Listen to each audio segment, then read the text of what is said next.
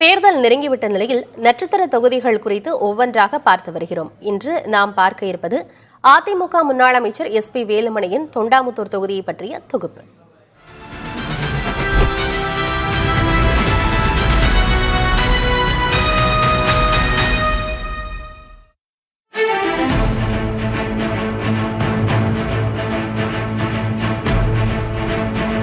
கொங்கு மண்டல அரசியலில் தவிர்க்க முடியாத தொகுதியாக திகழ்கிறது கோவை மாவட்டத்தில் உள்ள தொண்டாமுத்தூர் தொகுதி.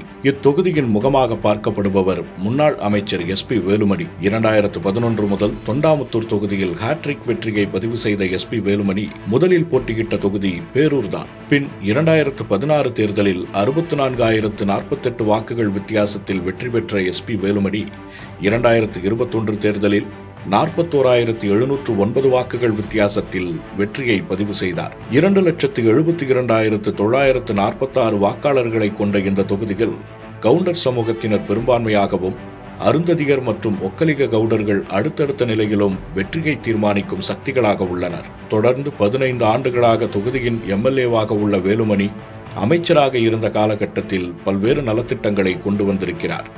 குறிப்பாக 130 கோடி ரூபாய் மதிப்பிலான பவானி கூட்டு குடிநீர் திட்டம் மூலம் இப்பகுதியின் தாகம் தீர்க்கப்பட்டுள்ளது.